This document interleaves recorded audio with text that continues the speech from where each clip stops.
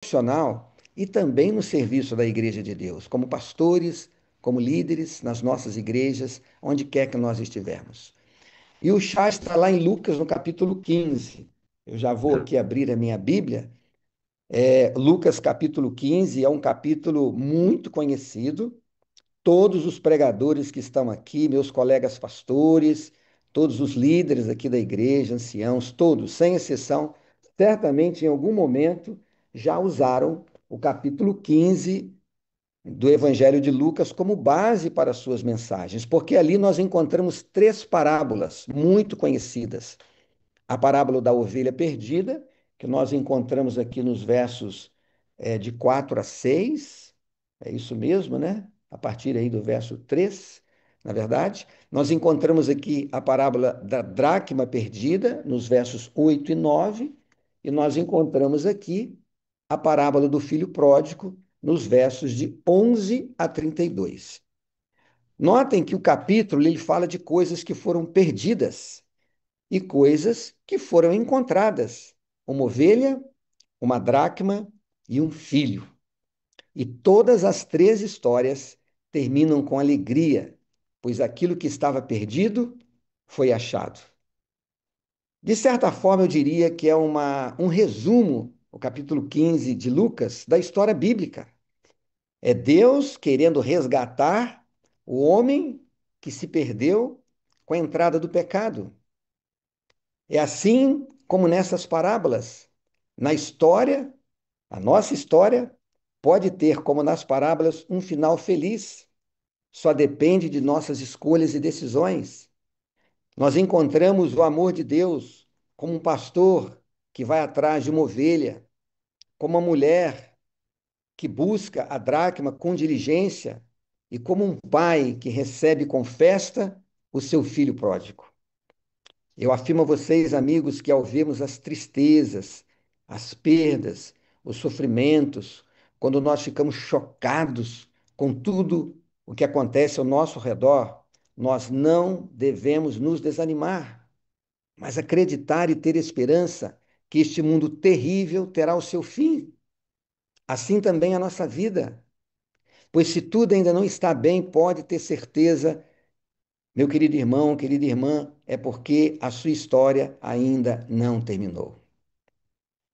Eu disse aqui que o chá está na Bíblia e, na verdade, ele está nesta pequena parábola de Jesus, a parábola da dracma perdida. E é sobre ela que eu quero falar aqui rapidamente com vocês. Os versos 8 e 9. Existem muitas lições que podem ser aprendidas em todos os aspectos da nossa vida. Eu quero ler agora esta pequena parábola, versos 8 e 9 do Evangelho de Lucas, onde na minha Bíblia diz assim: Ou qual é a mulher que, tendo 10 dracmas, se perder uma, não acende a candeia, varre a casa e procura diligentemente até encontrá-la? E, tendo-a achado, reúne as amigas e vizinhas, dizendo: Alegrai-vos comigo, porque achei a dracma que eu tinha perdido. A dracma, ela tinha um valor semelhante ao denário romano e era considerado um bom pagamento por um dia de trabalho. Eu posso imaginar aqui que trata-se de uma mulher de uma família muito pobre, pelas características da sua casa. Muito provavelmente não tinha janela. Talvez por esse motivo ela acendeu a luz para procurar a dracma que ela tinha perdido. O maior objetivo dessa parábola, como das outras, é mostrar com certeza o amor de Deus.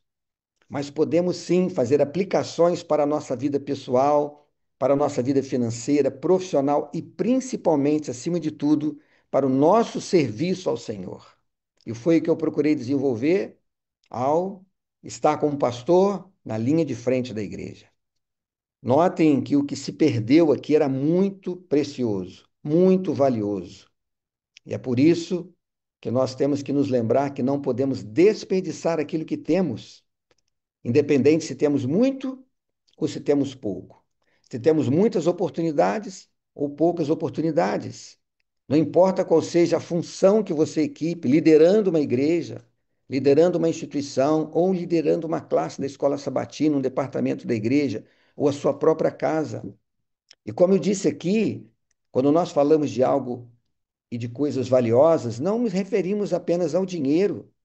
Nós devemos aplicar esses conceitos contidos aqui no cuidado da saúde, nas habilidades, nos talentos que nós temos, no nosso tempo e nas oportunidades que Deus coloca diante de nós. Três aspectos nós encontramos aqui na parábola da dracma perdida. Esta mulher acende a candeia, ela varre a casa e busca com diligência. Acender a candeia nos diz que ela precisava de luz para que pudesse encontrar a dracma. A luz na Bíblia, ela tem vários significados. Inclusive, o próprio Jesus, foi ele que disse lá em João, no capítulo 12, no verso 46, nós conhecemos bem esse verso, quando ele diz: Eu sou a luz do mundo. Lá no Salmo 119, conhecido, no verso 105, diz: Tua palavra é luz para os meus caminhos. No Salmo ainda 119, no verso 130, nos diz que a tua palavra é luz e entendimento. E nos diz lá, quando estudamos a história de Daniel, lá no capítulo 5, nos diz assim: que achou-se nele luz. Achou-se em Daniel luz, inteligência, sabedoria. E o que que a luz significa aqui nessa parábola? O primeiro C do chá, que é o C do conhecimento. Amigos, aqui vai algo muito, muito importante. Se nós queremos crescer na vida, se nós queremos crescer no serviço do Senhor, nós precisamos de luz, precisamos de entendimento, conhecimento. Devemos nos lembrar que estratégias, inovação, criatividade, tudo isso faz parte do trabalho de Deus também. E nós temos que ter uma busca constante por conhecimento. Claro, a gente vai prioritariamente buscar o conhecimento de Deus, mas precisamos procurar também o conhecimento no mundo secular daquilo que deve ser aplicado à causa do Senhor, na pregação do Evangelho. Trazendo um pouco aqui para o lado pessoal, eu quero dizer algo a vocês. Eu li, não faz muito tempo, um livro do Jordan Peterson. Eu recomendo esse livro, claro, a gente sempre tem que ter uma leitura muito, eu diria assim, seletiva quando a gente lê livros de pessoas não cristãos, mas ele tem um livro muito interessante, autor do livro chamado Doze Regras para a Vida.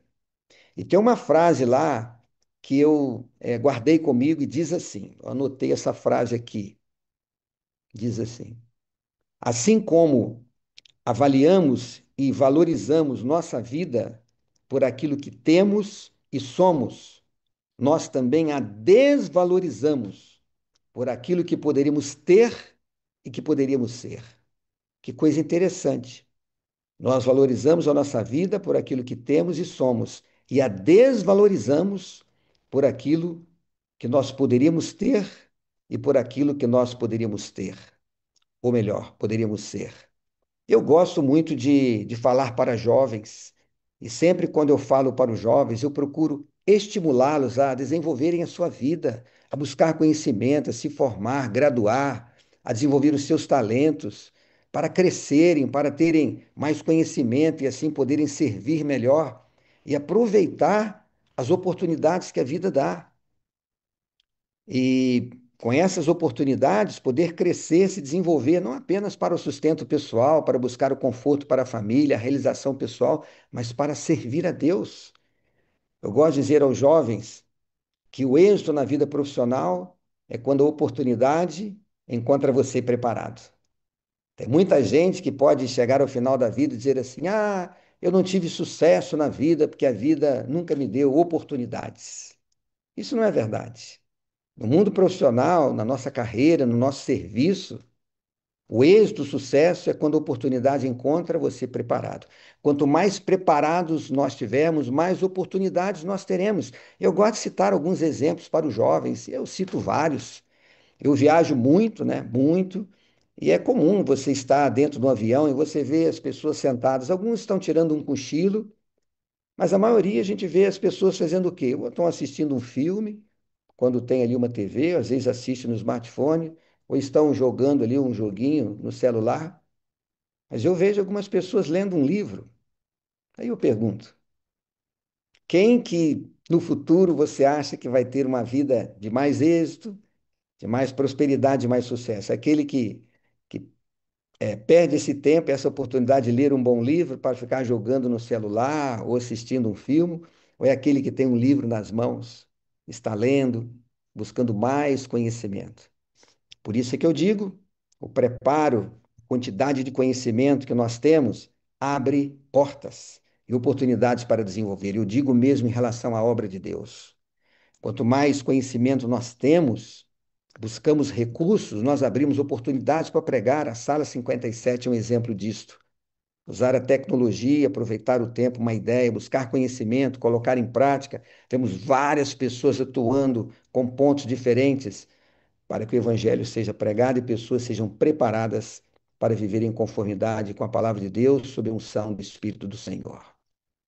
Eu me recordo a primeira vez que eu entrei numa igreja adventista, num sábado pela manhã. E quando eu sentei, eu não levei uma Bíblia. Na hora do sermão, uma jovem me entregou uma Bíblia e tinha um marca-página. Eu acompanhei o texto. Quando eu devolvi a Bíblia para aquela jovem, ela deixou o marca-página comigo. Isso foi em 1981. Esse marca-página eu tenho guardado aqui, numa gaveta do meu pequeno escritório. E por que que esse marca-página foi significativo? Porque tinha um verso dali que eu nunca me esqueci, que é Provérbios 4:18. E este verso, para mim, não se aplica apenas à vida espiritual, se aplica a tudo aquilo que nós fazemos.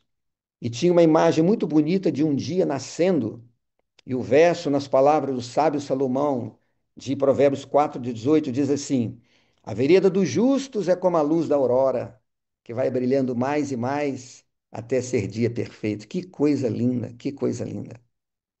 Isto fala o quê? Da nossa espiritualidade. Isso fala que nós devemos crescer a cada dia, mas isso se aplica a tudo na vida. Quando a gente quer crescer, desenvolver, nós temos que entender que é um passo de cada vez. A vereda do justo é como a luz da aurora que vai brilhando mais e mais até ser dia perfeito. Assim tem que ser a nossa dedicação àquilo que está em nossas mãos. A Novo Tempo é um exemplo disto. A história da Novo Tempo, como começou tão pequena, tão difícil, com tantos desafios. Só no meu tempo aqui, nesses pouco mais de 15 anos, já é mais da metade da história da Novo Tempo. Como era e como está hoje, louvado seja Deus por aquilo que eu pude presenciar diante dos meus olhos.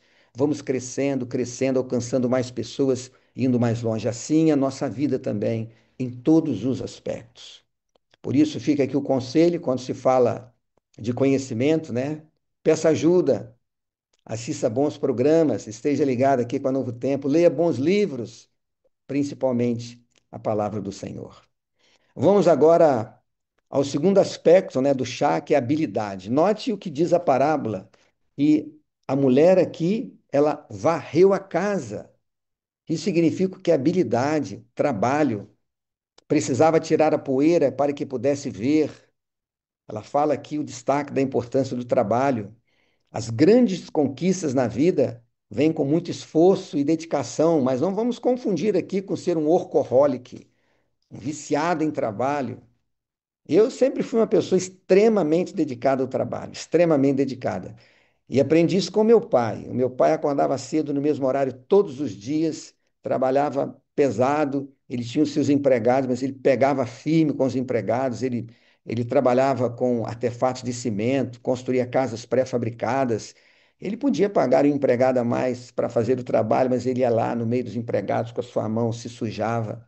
Eu vi o meu pai dedicando a sua vida ao trabalho e eu sempre fui uma pessoa extremamente dedicada ao trabalho. Mas isso não quer dizer que eu deixei de tirar férias com a família, deixei de dar atenção à saúde, mas realmente as grandes conquistas da vida vêm quando nós colocamos as nossas habilidades para agirem. E quando eu vou falar aqui do aspecto financeiro um pouquinho, porque é algo que eu trabalhei durante a minha vida com educação financeira, não apenas porque trabalhei na área financeira durante muitos anos também. Só existe um jeito de alcançar a prosperidade na vida material: trabalhar, economizar e investir com segurança. Isso significa aproveitar as oportunidades e fazer os investimentos certos. Só existe uma maneira, se alguém quer alcançar a prosperidade, eu digo isso para os jovens, tem que trabalhar, porque o trabalho é que traz renda, e daí com economia, sabedoria, investimento, a prosperidade pode vir. Outro conceito abordado aqui em nossa busca pelo crescimento, desenvolvimento, por que não dizer pela nossa felicidade, é que precisamos tirar da nossa vida aquelas coisas que podem nos afastar das nossas conquistas. O que que pode nos afastar das nossas conquistas? O que que pode nos impedir no serviço do Senhor de fazer o nosso melhor, de dedicar a nossa vida? Os vícios, o comportamento inadequado, o consumismo, materialismo, a saúde comprometida, o egoísmo, a infidelidade, apenas para citar alguns exemplos. E quando nós vemos aqui a mulher varrendo a casa, por que não dizer que nós devemos estar atentos para varrer todas essas coisas na nossa vida também, para que estejamos inteiramente preparados para nos dedicarmos ao serviço do Senhor? E o último aspecto da parábola, que é o terceiro aspecto, nos diz aqui que ela varreu a casa. Primeiro ela acendeu a candeia, varreu a casa e nos disse aqui que buscou diligentemente, buscou com diligência.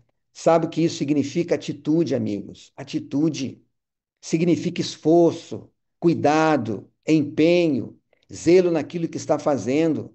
Eu imagino aquela mulher ali se ajoelhando na casa, tateando, colocando as mãos por todos os cantos da casa, debaixo do móvel, passando aqui, passando ali, buscando com diligência para encontrar a dracma perdida que lhe era muito preciosa.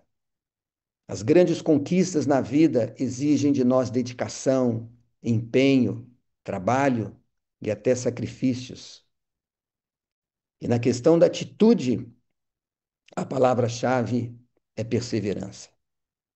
Eu gosto muito de biografias, gosto de ler biografias e tirar lições da vida das pessoas. Claro, é muito bom nós lermos biografias de pessoas cristãs, né, líderes da nossa igreja, mas não existe nada de errado de você ler a biografia de uma pessoa que foi muito bem sucedida no mundo dos negócios, em qualquer área, e tentar extrair dali algumas lições. Uma das pessoas que deixou assim um legado na sua vida foi Thomas Edison. Ele foi um gênio, na verdade, que patenteou mais de 2.000 invenções. E entre estas, talvez a mais conhecida seja a lâmpada incandescente. Edison, ele é um dos precursores da revolução tecnológica do século XX. E ele fez uma declaração, nas muitas de suas palavras, ele disse assim: um gênio é 1% de inspiração e 99% de transpiração. E acerca da perseverança, que é o que eu gostaria de destacar para vocês aqui, ele disse o seguinte: nossa maior fraqueza consiste em desistir. A maneira mais garantida de ter sucesso sempre é tentar só mais uma vez. E mais ainda, ele disse: muitos dos fracassos da vida correspondem a pessoas que não se deram conta de como estavam perto do sucesso quando desistiram. Que coisa impressionante. Thomas Edison acreditava que até mesmo as falhas podem nos ensinar grandes lições. Depois de 10.000 tentativas para descobrir a lâmpada, ele declarou: eu não falhei, apenas descobri 10.000 alternativas que não funcionavam. Vamos nos lembrar de que a honestidade, a criatividade, a eficácia e a perseverança são componentes básicos para a edificação de uma vida de êxito na causa do Senhor. O rei Salomão deixou-nos um conselho muito conhecido nas palavras que nós encontramos em Eclesiastes, no capítulo 9, no verso 10. Tudo que tiver a mão para fazer, faz-o conforme as tuas forças. A história nos diz aqui que a mulher encontrou a moeda e se alegrou com seus vizinhos e amigos. As conquistas também proporcionarão alegria e a oportunidade de darmos um bom testemunho ao nosso próximo. Eu vou dizer algo aqui muito significativo, e falo a todos os líderes, meus colegas pastores, principalmente que estão aqui. O êxito, a nossa vida, o nosso ministério, só é real quando levamos pessoas conosco. Vou falar novamente. O êxito, o sucesso na vida ministerial, ele só é real quando levamos pessoas conosco. Nós, pastores, temos que brilhar, brilhar e brilhar. É isso que Deus espera de nós, mas não é para aparecer, não é para ser melhor do que os outros, mas é para influenciar pessoas. Eu digo isso aos meus colegas pastores que estão aqui com base na declaração que encontramos no livro Serviço Cristão, palavras, eu diria que inspiradas por Deus. Veja o que a irmã White diz a todos nós. Os que ocupam posição de influência devem estar na dianteira da obra de Deus. Se sua luz arder brilhantemente, milhares de tochas serão acesas na sua chama. Eu vou ler novamente. Os que ocupam posição de influência devem estar na dianteira da obra de Deus. Se sua luz arder brilhantemente, milhares de tochas serão acesas na sua chama. Que maravilha! Eu quero concluir aqui e dar um contexto muito espiritual a esses três aspectos contidos no chá, que está aí como uma ferramenta de recursos humanos, mas que foi deixado por Jesus na Bíblia. O primeiro deles é que a sandeira candeia, acima de tudo, representa trazer o Espírito Santo. Ele é a verdadeira luz que nós precisamos receber. E vocês estão aqui todos os dias com essa proposta maravilhosa que Deus colocou no coração do pastor Wagner e que já alcançou milhares e milhares de pessoas aqui no mundo, que foi a Sala 57, que é um tempo dedicado para buscar esta luz que é o Espírito Santo. Eu faço convite mais uma vez a você que não visitou o Novo Tempo, que venha aqui no Novo Tempo. Venha visitar o Novo Tempo. Vai ser um prazer recebê-los aqui. Mesmo que eu não esteja aqui, você vai ser recebido com muito carinho. Já faz parte do nosso DNA, né? Nós temos essa alegria de receber as pessoas com muito carinho. Recentemente aconteceu um dia marcante aqui para o Novo Tempo. Pela primeira vez na história, os três administradores da Igreja Mundial e os três administradores da Divisão Sul-Americana vieram juntos visitar a Novo Tempo. Eu fiz um tour com eles. Em dado momento, eu parei numa pracinha que tinha ali no Novo Tempo, que tem ali no Novo Tempo. E eu disse para eles que aquele, para mim, é o lugar mais significativo que tem no Novo Tempo. Mais significativo. É aquela pequena praça. E sabe o que que tem no centro dessa praça? Uma oliveira. E essa oliveira foi mandada para cá por acaso. A gente queria ali fazer uma pracinha. Eu falei com o pastor Josias, começamos a fazer um desenho, mas não estava legal. Até que a pessoa que fornece aqui as plantas para o nosso jardim ofereceu uma oliveira que já tinha 80 anos. O pastor Josias, que é o diretor financeiro, me mostrou aquela foto. Eu achei interessante. Olha, Josias, eu acho interessante. Oliveira é uma árvore bíblica, né? Vamos colocar essa oliveira. Passamos para o nosso arquiteto, ele redesenhou aquela, aquela praça para que todos que fossem até a praça vissem que ela estava direcionada ao que estava ao centro, que é uma oliveira. E no dia que essa oliveira chegou num caminhão enorme, eu estava ali do lado de fora depois do almoço, olhando aquele movimento. Um guincho pegou aquela oliveira com as raízes enormes e colocou ali naquele buraco que estava no chão enorme. E quando a oliveira fincou ali, eu me arrepiei. Eu me arrepiei. Eu me dei conta de que Deus é que mandou aquela oliveira para Novo Tempo. E ela não está ali para ser um lugar bonitinho, para a gente sentar em volta, descansar, ou para os nossos visitantes que nunca viram uma oliveira, né, possa ali tirar uma foto. Aquela oliveira está ali para ser uma lembrança permanente a todos nós que trabalhamos no Novo Tempo, de que o mérito do nosso trabalho pertence unicamente ao Espírito do Senhor, que nós somos apenas instrumentos em suas mãos. Mas muito mais do que isso, aquela oliveira vai estar ali, eu espero que fique para sempre, para nos lembrar da dependência do Espírito Santo.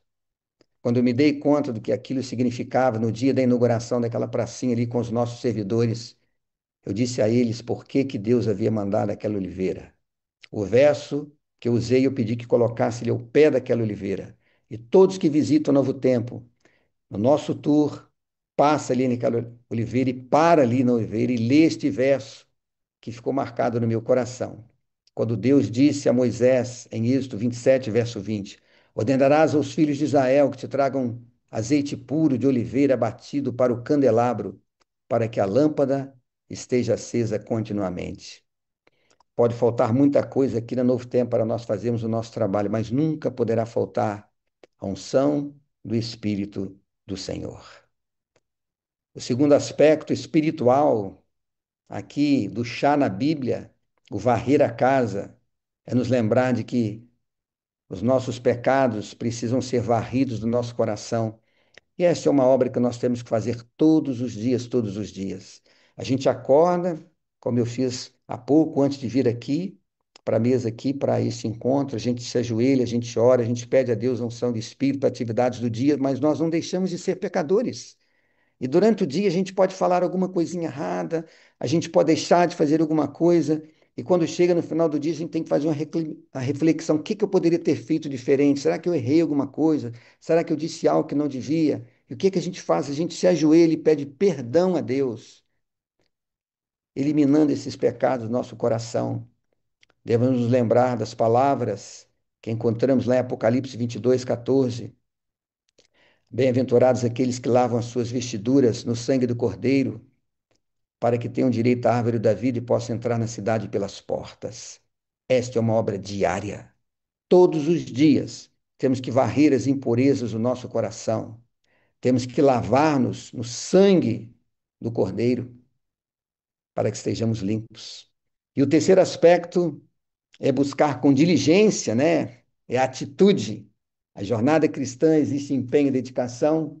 E eu quero agora ler esse texto aqui na Bíblia, abrir aqui em Hebreus, no capítulo 12, e ler com vocês o verso 1, início do verso 2, que diz assim: portanto, também nós, visto que temos a rodear-nos de tão grande nuvem de testemunhas, desembaraçando-nos de todo o pecado e o peso que tenazmente nos assedia, corramos com perseverança a carreira que nos está proposta, olhando firmemente para Jesus, o autor e o consumador da nossa fé. Buscar com diligência, com perseverança, não desistir jamais, para recebermos assim as grandes bênçãos do Senhor. Eu quero orar com você agora. Peço a você que feche os seus olhos e vamos orar a Deus. Nosso grande Deus e Pai querido, que privilégio abrir a Tua palavra, estar aqui na sala 57, buscando o Teu Espírito, e agradeço pela oportunidade de poder deixar aqui um testemunho pessoal. Agradeço a oportunidade de poder compartilhar aqui com os meus queridos irmãos experiências que eu aprendi na minha vida, que é a busca constantemente do conhecimento, o aperfeiçoamento para servi-lo. Buscar, Senhor, desenvolver as habilidades, os talentos que nós temos e agir com diligência, com perseverança, ao realizar a tua obra, sabendo que o Senhor vai nos dar a vitória, que nós possamos fazer o nosso melhor, mas muito mais do que empregar, ó Deus, essas características do nosso serviço na tua causa, que façamos isso na nossa vida pessoal. Buscar humildemente o Espírito Santo todos os dias, lavar o nosso coração todos os dias no sangue do Cordeiro e seguirmos perseverantes.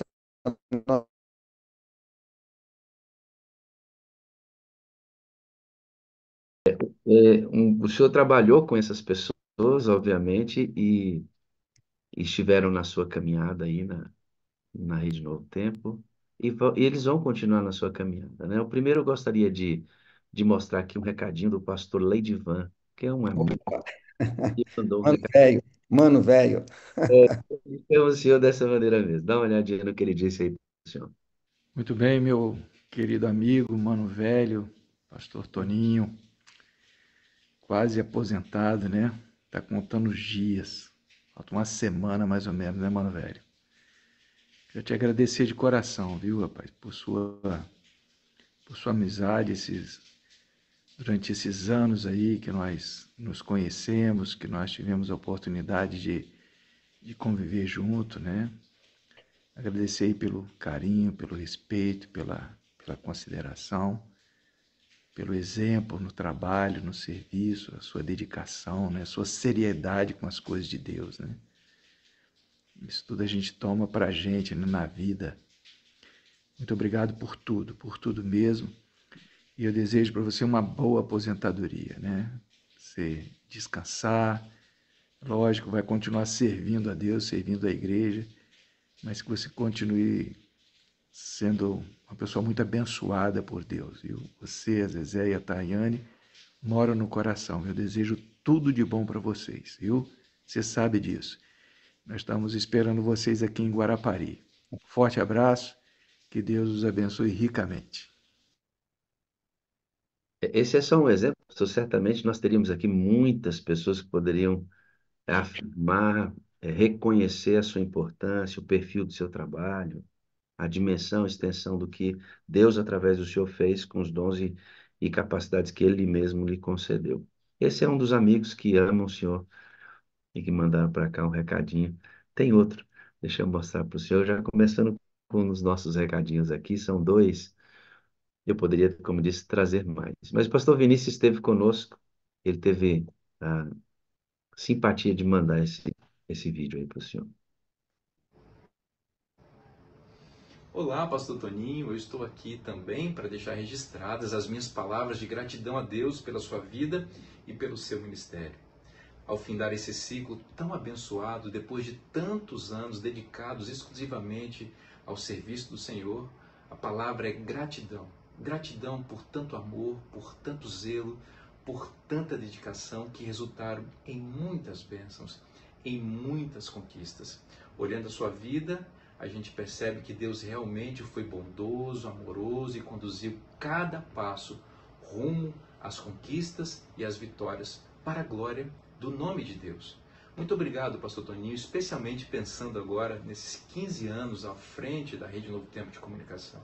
Eu sei que foram muitas lutas, não foi fácil, especialmente o início, mas Deus, com a sua fidelidade, pensando na salvação das pessoas, usou você e toda a sua equipe e toda a Novo Tempo para que muitas e muitas pessoas fossem alcançadas, como nós temos percebido e podemos vivenciar.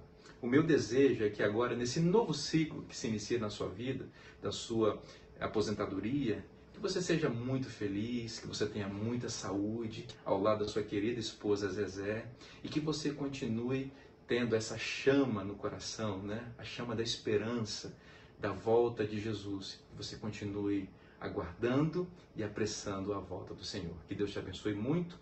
Um forte abraço. Olha aí. Dois grandes amigos, pastor Wagner. Um de longa data, né? O Leidivan, o conheço e trabalhamos juntos em 1986. Um pouquinho de tempo se passou, é o meu mano do coração. E o pastor Vinícius é um homem de Deus. Tive a alegria de trabalhar com ele pouquíssimo tempo, mas há muito tempo que eu queria trazer para o Novo Tempo e graças a Deus deu certo antes da minha saída. E nós vamos colher muitos frutos do trabalho dele, como colhemos do trabalho do pastor Edivan, um companheiraço, um homem espiritual, todos os dois, né? Alegria. Obrigado, pastor, pelo carinho. E obrigado a eles também, né? Vou agradecer depois pessoalmente, mandar uma mensagem para eles. Pastor, eu li um texto de Ellen White em que ela fala que é, no céu haverá muitos encontros, em que pessoas vão tocar mesmo no nosso ombro, chamar a nossa atenção e vai afirmar que foi Deus quem operou na vida deles, e foi o sangue de Cristo que restaurou, mas que o Senhor foi a ferramenta para que ela estivesse ali. Todos Assim, nós, todos nós, em algum momento, nós vamos experimentar isso, porque ninguém vai chegar à eternidade sem ter conduzido alguém para lá pela própria vida, experiência, né? Então, 15 anos de novo tempo. 43 anos servindo. Quando o senhor diz que não é um pastor convencional, porque o pastor Toninho fez a teologia de verão. No período de férias, ele foi sendo capacitado para ter a teologia de um pastor que faz num recorte de 4 anos. Ele foi fazendo um ciclo de férias para que pudesse ter as condições ministeriais no que diz respeito à teologia de conduzir a igreja. Foi ordenado ao ministério e serviu 43 anos, pastor. O senhor se aposenta quando? Pastor Wagner, na próxima semana, no dia 6, eu faço culto aqui no Novo Tempo. Vou fazer o culto no Novo Tempo daqui a pouco de novo, pregar aqui agora, 7h30.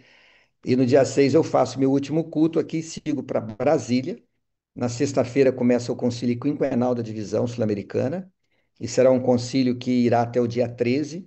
E neste concílio teremos ali uma comissão de nomeações, e no final do domingo, dia 9, será lido o primeiro relatório, e o novo diretor-geral da Novo Tempo vai ser nomeado nessa comissão de nomeações. Eu ficarei em Brasília até o dia 13, a pedido do pastor Stanley. Eu retorno dia 13, e dia 14 a Novo Tempo vai fazer uma despedida para mim, não sei o que que eles vão fazer. Vão fazer uma despedida para mim. Eu tenho uma cirurgia, uma artroplastia para fazer no quadril, no lado esquerdo, eu já fiz no lado direito. É uma cirurgia delicada, colocação de próteses no fêmur e na bacia. E aí eu passo o ano me recuperando, né? E aí, a partir do Natal, Ano Novo, eu sigo a minha vida. E como eu disse, pastor, seguirei como um pastor de autossustento. Pastor, a nossa vida Alguns projetos. é muito interessante como se constrói o processo. Nós temos controle de algumas coisas e de outras a gente não tem. O senhor nasceu onde? O nome dos seus pais? O senhor citou aqui duas irmãs, essa parte da infância até a juventude. Fala para a gente como é que foi a vida do pastor Toninho nesse sentido. Então, eu sou filho do senhor Geraldo e da dona Manuelina, o quarto filho caçulo de quatro, né? A minha irmã mais velha é 15 anos mais velha que eu, depois a outra com 14 anos mais velha que eu, e o pastor Geraldo Magela, muitos aqui o conhecem, ele é 3 anos mais velho que eu, somos quatro, fomos criados em Juiz de Fora, uma boa cidade, povo muito querido. E quando meu irmão estava com 18 anos, 18 para 19, um jovem, uma família adventista mudou lá para a rua de casa. Nós éramos muito religiosos, muito católicos, praticantes. E este jovem, eu admirava, né? Meu amigo Sérgio Lessa, de Juiz de Fora, a gente o admirava o seu comportamento, né? E um dia, num sábado à tarde, ele estava indo para o culto jovem, ele resolveu atravessar a rua e bater um papo com a gente. Meu irmão começou a conversar com ele, a gente ia jogar bola lá no morro, eu fui, meu irmão ficou, aquela conversa se prolongou, e o Geraldo então estudou a palavra, se converteu, depois eu me converti, depois, com 16 anos, eu me batizei, depois foi toda a família. E aí está a nossa trajetória, pastor. A nossa infância, a minha juventude lá em Juiz de Fora. Então, o senhor é batizado aos 16 anos de idade. Sim, exatamente. Que coisa. De uma família para outra, aí o senhor se tornou jovem, avançou na vida e se casou. E o senhor constituiu família. Como é que é a constituição da sua família? Então, eu me batizei com 16 anos e eu me havia me formado no curso técnico em eletromecânica, lá no curso técnico universitário de Juiz de Fora, estava trabalhando, mas por conta do sábado estava difícil conseguir um trabalho. E eu não queria, não podia depender do meu pai, queria trabalhar de dia, estudar à noite. E a Missão Mineira Sul nasceu naquele ano, de 1983. E foi quando eu estava na transição ali da formação do meu curso, eu fiz estágio, não encontrava trabalho, que não tivesse o sábado, eu fui trabalhar na missão para eu ter alguma coisa para fazer. Minha intenção era fazer engenharia à noite, e trabalhar de dia como técnico em eletromecânico. Foi quando eu comecei a trabalhar na missão, como balconista dos céus, depois eu me tornei gerente de céus com um ano, passei por obreiro, uma coisa totalmente anormal na época, mas fui privilegiado. E aí comecei a estudar e fui chamado para o Rio de Janeiro com 21 anos para ser gerente dos céus da grande associação Rio de Janeiro na época. E quando eu trabalhava lá, apareceu uma jovem pedindo emprego e eu precisava de uma caixa lá, de um caixa lá para a nossa loja. Eu a entrevistei e das pessoas que foram entrevistadas, ela que reunia mais habilidades e foi contratada com o apoio também do pastor Vilmar Rilli, que era o diretor de publicações comigo lá, e a Zezé começou a trabalhar nos céus. Eu comecei a observá-la, a sua responsabilidade, a sua dedicação, sua pontualidade. me chamou a atenção e eu era o líder, chefe dela, que tinha tomado meus cuidados, né? Mas o dia que eu me aproximei foi direto para pedir, era para ela namorar. Namoramos 8 meses, pastor Wagner, 8 meses. E nós nos casamos e lá se foram 37 anos de bênção. E dessa minha união com a Zezé nasceu a nossa querida filha, que é o grande orgulho, né, da nossa vida, a nossa querida filha Tayane.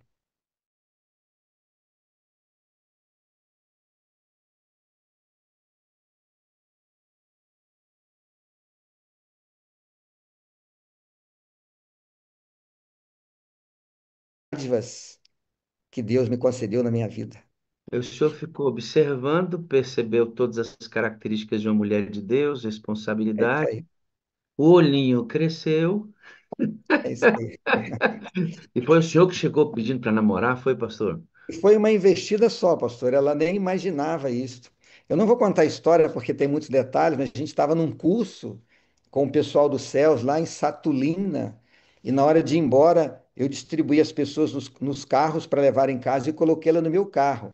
E eu escolhi as outras 2 pessoas que moravam antes dela. Então ela foi a última que eu ia deixar em casa. E aí eu a convidei para tomar um sorvete, e ali no sorvete eu disse que estava interessada e queria namorar com ela. E ela nem imaginava, né, que eu estava olhando para ela com olhos diferentes. Resposta imediata ou ela deu aquela Não, é demora? claro, né? Ela não deu assim uma resposta imediata, mas eu acho que ela viu boas intenções no meu convite, aí a gente começou a namorar. Muitas vezes ela segurou o senhor, ela chorou junto com o senhor, se alegrou, se preocupou, mas ela foi realmente e é uma sustentação. Eu entendo bem isso, a minha também é uma sustentação. Eu louvo a Deus pela vida da sua esposa, sem conhecê-la. Aliás, assim, eu a conheci aqui em Brasília, tive a oportunidade de tirarmos uma foto juntos. Mas um abraço para Zezé. Obrigado pelo suporte na vida desse servo do Ela Senhor. admira muito o seu trabalho também, pastor. Muito, parabéns. Louvado seja Deus por isso.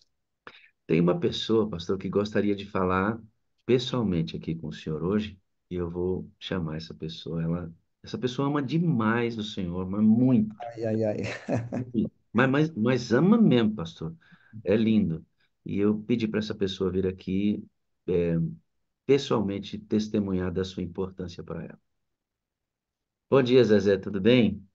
Bom dia, Pastor Wagner. Bom dia, Sala. Alegria poder participar pela minha primeira vez aqui, participando ao vivo. Estou sempre pelo YouTube, né? E é uma alegria, principalmente hoje, ouvindo essa pessoa que o senhor acabou de dizer que eu mais amo na vida, né? Ouvir as mensagens que Deus tem transmitido através dele. Zezé, obrigado pela disponibilidade de estar aqui e participar conosco ao vivo aqui. Obrigado pelo suporte, você sempre está aqui na sala. E sei que algumas vezes você chamou o pastor Toninho para assistir a sala e mostrar algumas coisas que aconteceram aqui. Eu fico feliz em poder participar e tê-la conosco. Descreva para nós, Zé, a importância do pastor Toninho para você, como o esposo, como o pai, o pastor. Fala para a gente como ele é importante para você. Bom, eu já estou assim com meus olhinhos cheios de lágrimas, né? Eu não sou adventista de berço e me batizei aos 11 anos de idade. Fui a primeira pessoa adventista da minha família, da escola adventista, né?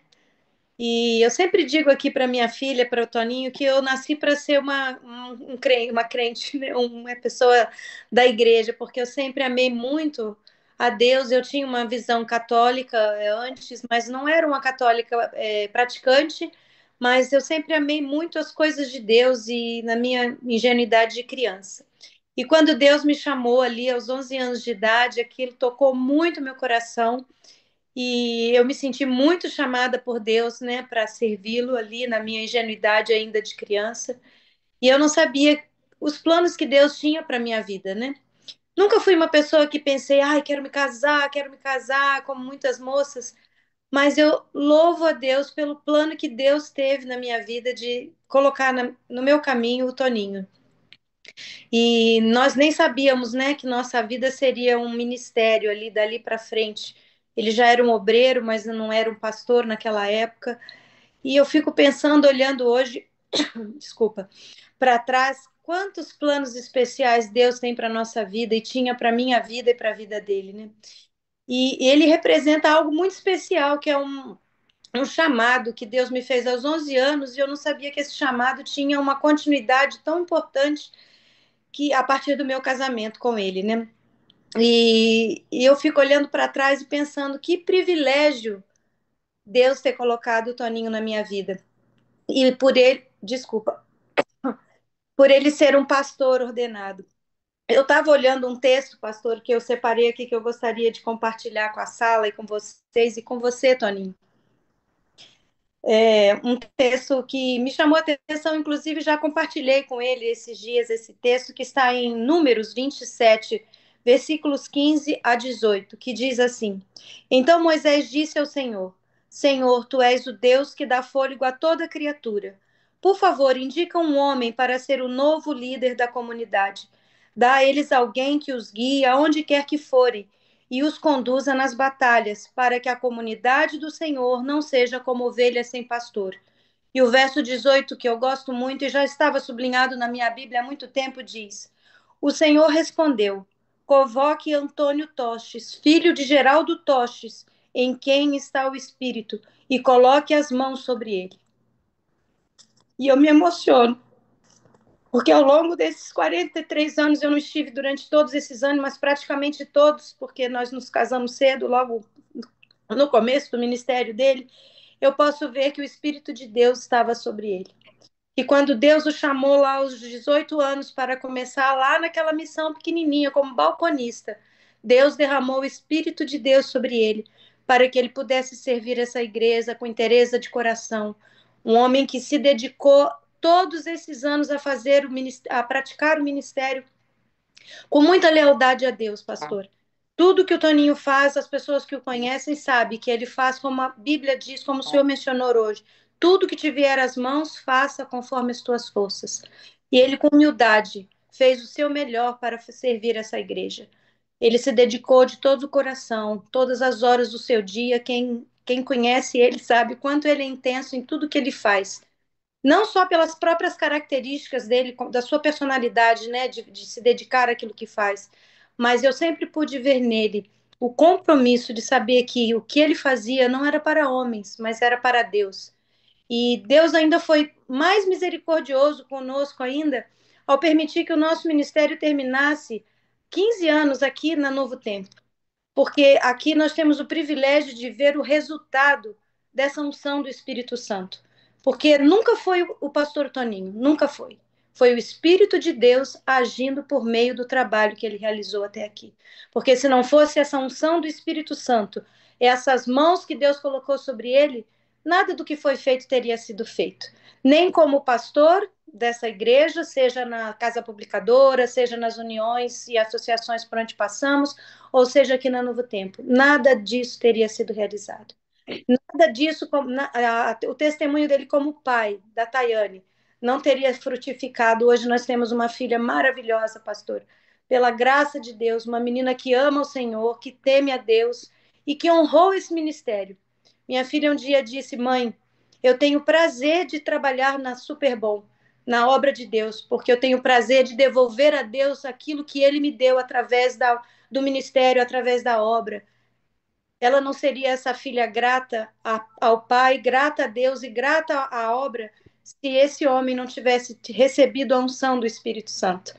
Ele não teria sido o esposo, companheiro ao meu lado. Eu sei que ele não esteve ao meu lado durante muitas datas importantes, aniversário de casamento, Dia das Mães.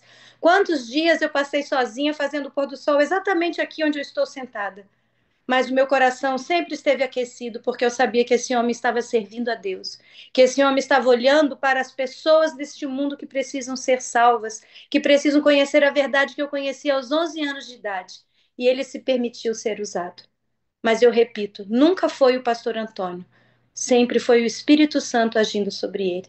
Então, meu testemunho sobre você, Toninho, hoje, é que você foi um pai maravilhoso, um marido maravilhoso, um servo de Deus maravilhoso. Não foi perfeito, mas você sempre foi aquilo que Deus desejou de você. E eu sou muito grata a Deus por esse privilégio, porque naquele dia que você me pediu em namoro, eu aceitei.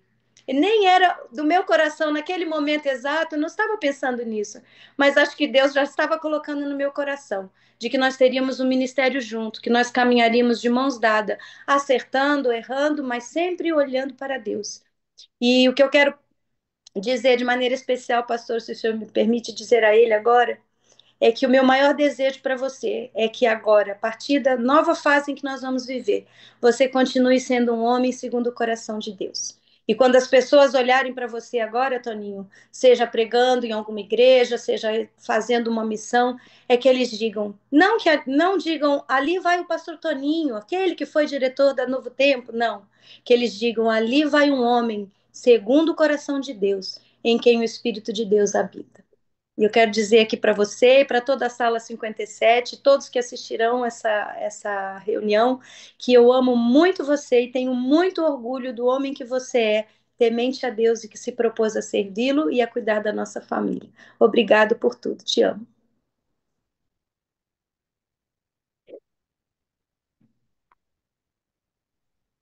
Quem tem que falar é o senhor.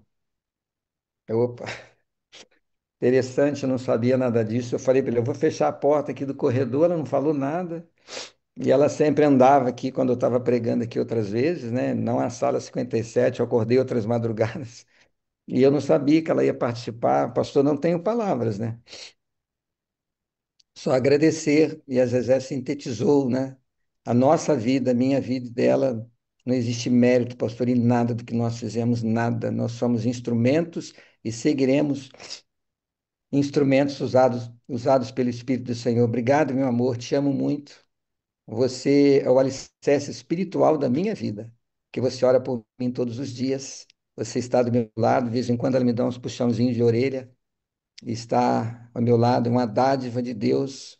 Às vezes é a resposta às minhas orações, as orações da minha mãe, quer dizer. Me lembro quando eu a levei em casa pela primeira vez, a minha mãe olhou para ela e depois ela me disse, é a resposta às minhas orações. É uma dádiva de Deus na minha vida, e a Tayane é o fruto, né, deste amor que Deus colocou no nosso coração. Obrigado, meu querido amor, te amo muito. Isso é bom, a celebração ao casamento, instituição que Deus estabeleceu. Quando Jesus é o centro, ele frutifica em muitas raízes, direções diferentes. E foi isso, Zezé, que aconteceu com vocês dois. Deus os uniu, tem uma filha linda, para que a partir desse núcleo, tantas coisas fossem feitas para o reino de Deus. É, é claro que existem as exceções, né? Mas todo homem que tem um grande legado tem uma grande esposa. Toda esposa que tem um grande legado tem um grande marido. Claro que tem as exceções. Há esposas que conseguem fazer isso sem necessariamente o apoio que deveria ter, e o esposo e vice-versa.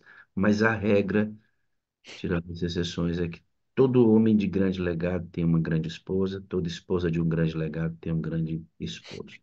E é o que a gente vê em vocês. Amém. Obrigado por estar sempre aqui na sala e pela primeira vez estar aqui conosco ao vivo. Amém, pastor. Foi uma alegria poder participar e dizer a todos que eu e a minha casa sempre serviremos ao Senhor, seja viva ou na aposentadoria, até que Jesus volte. Amém. Amém. Tenha um grande dia e eu quero ter a alegria de dizer que eu a amo. Eu preciso de você para ser feliz. Você é a parte visível de Deus e eu creio mais em Deus, Zé, do que você existe. E eu vou repetir essa frase que eu nunca tinha repetido. Eu amo o Senhor e toda a sala, eu preciso do Senhor e de todos aí para ser feliz, e eu creio mais em Deus porque vocês existem. Amém. Glória a Deus, um grande dia na presença dele. Coisa boa, hein, pastor? Aqueceu o seu coração, não é? É uma surpresa, eu não imaginava. Ela sempre acorda cedo, mas eu fechei a porta, eu não sabia que ela estava se preparando, ela está aqui no outro quarto. Ontem eu entrei em contato com Obrigado, alguns obrigado amigos que pelo têm, carinho. pastor, e me passaram o telefone. Gentilmente eu tive acesso. Ela graciosamente se disponibilizou imediatamente. Obrigado. Pastor, assim, no seu ministério, uma dificuldade que o senhor possa pontuar, dizer, isso aqui, pastor, foi complicado, o senhor realmente nos auxiliou aqui, e um momento assim que o senhor tem como registro de grande felicidade. Ah, pastor, foram muitas lutas, né? A gente que está na administração, Eu trabalhei na administração praticamente toda a minha meu período de serviço da obra. A gente enfrenta muitos desafios, mas o dia mais difícil da minha vida foi o dia 13 de março de 2020. Eu saí de uma sala onde tivemos uma reunião aqui na Novo Tempo, estabelecendo os protocolos para a pandemia que havia sido declarada aquela semana. Enviamos para trabalhar em casa mais de 300 servidores. Estabelecemos ali os protocolos. Quando terminou a reunião, tem uma porta que sai da sala de reuniões para minha sala. Eu sentei na cadeira, coloquei os cotovelos e chorei, pastor, chorei. O que vai ser da Novo Tempo nessa pandemia? O que vai acontecer? Como é que nós vamos produzir os nossos conteúdos? O que vai acontecer com as nossas doações, né? Que representam 50% do que entra para o Novo Tempo. Eu estava muito inseguro e eu chorei, imaginando que havia acontecer uma tragédia, né, com a Novo Tempo. Eu não sabia que a pandemia, a Novo Tempo ia ter uma explosão de crescimento em todos os aspectos, audiência, expansão, as doações cresceram mais de 30% durante a pandemia. Foi o período que nós tivemos mais alunos cadastrados na escola bíblica, nasceu a Esperança, né? A nossa instrutora bíblica virtual, e eu pude ver de que Deus faz coisas que nós não imaginamos. Foi o dia mais difícil para mim, pastor, o dia que eu pensei assim que eu ia desfalecer. Eu chorei ali na minha sala, e Deus me ensinou uma grande lição, que eu precisava ter mais fé, né? Confiar mais em Deus. E as alegrias, pastor, as maiores alegrias que eu tive foram as histórias de vidas transformadas. Zezé falou, né? Trabalhar no Novo Tempo foi um presente que Deus nos deu, porque a Novo Tempo, a igreja está numa guerra, né? Nós estamos numa guerra. E numa guerra você tem gente em todos os lugares, né? Na enfermaria, lá no paiol, nos bastidores. A Novo Tempo está na trincheira. A Novo Tempo está diante do inimigo. A Novo Tempo é a linha de frente. Nós estamos ali com a arma na mão, com a Bíblia aberta, 24 horas. E numa guerra, os primeiros a serem atingidos são aqueles que estão na frente. E ao ver as histórias de vidas transformadas aqui todos os dias, cada história, pastor, é uma alegria, uma satisfação imensa. E para mim, o que mais me traz alegria é quando eu vejo o testemunho de uma vida transformada. Dizer qual foi o dia mais alegre seria injusto, né? Porque tem muita gente que trabalhou comigo. Vivemos uma experiência lá em Minas, lá no Paraná, na CPB, na União aí no Rio. Cada lugar por onde eu passei, a minha experiência no Hospital Silvestre foi verdadeiramente incrível. No período que eu fui tesoureiro da União. Então, são muitas histórias, mas de tudo que fica é o testemunho de uma vida transformada.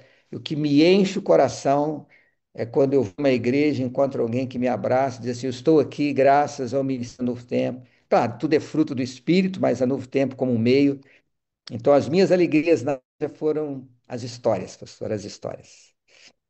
Bom, você acabou de ver aqui um momento crucial. O pastor tem hora que ele coloca os cotovelos em cima da mesa, segura a própria cabeça, inseguro, e chora.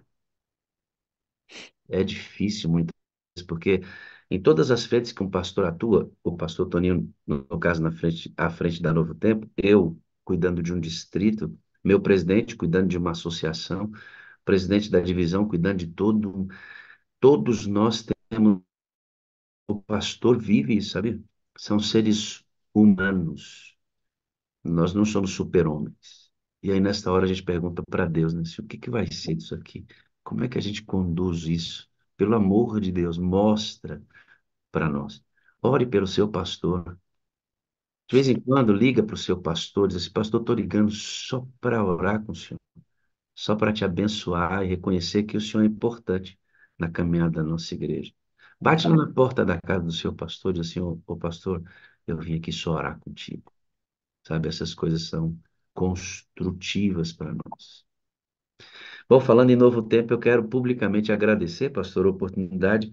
Foi no seu convite que eu pude estar aí. Conhecemos eu e minha esposa toda essa estrutura. É extraordinário todo o processo. É uma pequena cidade que ganha almas através dessa tecnologia linda. Eu fiquei encantado com tudo isso. Eu cresci, né? Eu pude crescer quando tive que encarar aquelas câmeras, errar algumas vezes, produzir as 4 mensagens que estão sendo veiculadas aí na Novo Tempo. Obrigado pelo convite e Prazer. privilégio, viu? O senhor Pois é, tem pastor. compromisso Eu daqui a preciso já pouquinho são lá no Novo Tempo. Eu queria 6h57, que o 7h30 senhor, eu vou estar pregando lá no Novo Tempo. Eu, é, nesses 3 minutos finais, eu deixei para isso, eu gostaria que o senhor dissesse sua impressão sobre a Sala 57 e dissesse para nós uma mensagem que nos motivasse a continuar com esse ministério que tem pastor, abençoado tanta apenas uma gente. palavrinha ainda sobre o Novo Tempo. A gente recebe convidados e todos eles usam essa palavra. Ah, fiquei encantado, fiquei encantado, fiquei encantado. E é uma alegria, né? A gente ouvir isso, porque as pessoas ficam encantadas também pela qualidade das nossas instalações. Tudo muito bonito, tudo muito organizado, tudo muito limpo. Mas eu quero apenas dizer a todos vocês, eu vou olhar aqui para a câmera para dizer nos seus olhos, a Novo Tempo é um milagre de Deus, um milagre de Deus. E digo a todas as pessoas que quando vêm aqui, sintam-se encantadas, sintam-se inspiradas, porque o novo tempo é um milagre de Deus que se renova todos os dias. Pastor Wagner, o senhor teve um feedback excepcional das suas mensagens e o seu nome está na lista dos oradores do programa de oração. Então você vai receber outros convites. O programa não está aqui para filtrar talentos de forma alguma. Todos os pastores que vêm pregam, deixa ali o recado do coração. Obrigado por ter participado conosco e amigo estará aqui outras vezes. Vocês aí fiquem ligados para acompanhar Novo Tempo e vão ver o pastor Wagner lá pregando outras vezes para a gente no programa de oração. Pastor, a Sala 57 foi criada por Deus, não foi por você.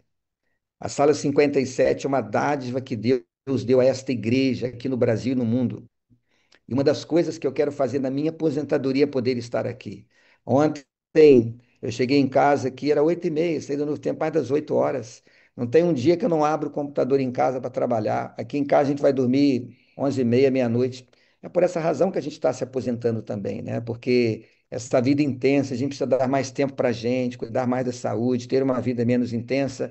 E o amigo terá, a partir do próximo ano, quem sabe mais um pastor aqui que possa dedicar um pouquinho à Sala 57, porque esse é um trabalho fantástico, um trabalho maravilhoso. Eu quero dizer a todos vocês que estão aí, acolham o pastor Wagner, os pastores. Eu sei que já tem muita gente. Acolham, ajudem, façam parte. A Sala 57 não pode parar jamais. Ela precisa continuar. Ela está inspirando a vida de muitas pessoas, está preparando muitas pessoas para o serviço. A Sala 57 está conduzindo pessoas aos pés de Cristo.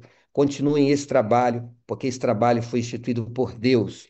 Ele usou o pastor Wagner para ter essa ideia, mas é algo que pertence a nós como igreja e vamos nos unir desse ministério também. Eu amo o senhor, eu preciso do senhor para ser feliz. O Senhor é O a senhor parte é invisível de irmão brasileiro. Deus. Eu creio Eu mais em creio Deus mais do que em eu Deus em que vocês. assim. Posso orar pelo senhor, querido? Obrigado, pastor. Vamos lá. Pai bondoso, eu quero colocar a Zezé, a filhinha deles, em tuas mãos, a família nuclear do pastor Antônio. Quero colocar o pastor Antônio em tuas mãos, vai agora para Novo Tempo, vai pregar, e esses são dias intensos em que ele está concluindo uma fase, iniciando uma outra, e assim como a Zezé disse, não foi ele, foi o Espírito através Amém. dele, e eu peço, Espírito Santo querido, continua fazendo a obra, porque no Amém. céu, na eternidade, ele, eu, todos da Novo Tempo, da Rádio Novo Tempo, das igrejas locais, das instituições, da Sala 57, seja onde nós, membros da Igreja Fiéis, estivermos, celebraremos a eternidade de milhões e milhões, porque o Senhor usou cada um de nós dentro das capacidades que o Senhor mesmo deu. Amém. De forma especial, toma o pastor Toninho, guia-o nesta nova fase, oriente-o para que ele continue sendo essa bênção que é Amém, na minha vida e na vida de tanta gente. Amém, Senhor. Em nome de Jesus, amém. Amém. Amém. Muito obrigado. Obrigado, amigo. Agradecido demais. Um grande dia na presença de Deus, pastor. Um abraço. Tchau. Veja se isso não é um privilégio, né, irmãos? Hã? Como é que você se sente agora? Eu quero chegar à minha aposentadoria. Eu não tenho pressa. Amo trabalhar e fazer esses trabalhos, sabe? Amo mesmo. Mas eu quero ir para o céu. e que os esforços somados produzam intensamente tudo isso, né? Que Jesus volte logo. Um momento importante, né? Muito bom. Deus seja louvado por isso. Hoje nós estamos nesta ênfase aqui, ó. Missão atrativa. Quando você prega com a própria vida. Marli estava falando aqui, querido, sobre a guerra. E eu pensando enquanto ela falava, né? Nós somos os únicos, os cristãos que aceitam Jesus como Salvador, são os únicos que vão para uma guerra que já está vencida. Já pensou, né? Nós somos chamados para uma guerra que já foi vencida. Você não foi chamado para vencer guerra nenhuma. Ela já está vencida. Esta guerra cósmica, a guerra entre o bem e o mal, não, nós não fomos chamados para essa guerra. O general da batalha venceu por nós na cruz, na sua ressurreição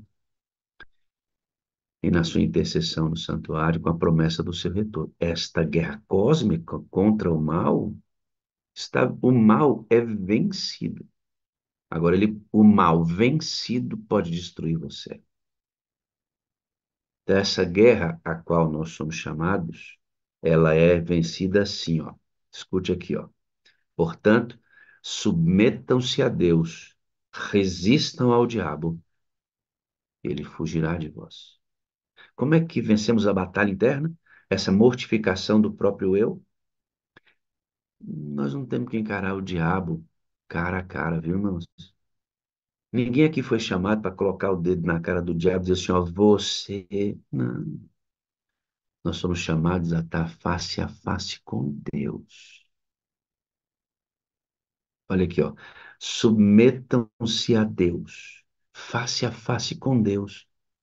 E porque você está face a face com Deus, o diabo foge. Entende? Porque eu estou, Miriam, face a face com quem pisou na cabeça e esmagou a cabeça da serpente. Como é que a gente batalha contra o próprio eu? Face a face com Deus. E o diabo? Vai fugir da presença dele. O diabo não foge da gente não, viu, Solange? O diabo foge da presença de Deus em nós. Ele foge de Deus. É assim que a gente fica do lado de quem já venceu. E aí, pensando nisso, queria que você visse. Eu já mostrei esse vídeo, mas eu vou mostrar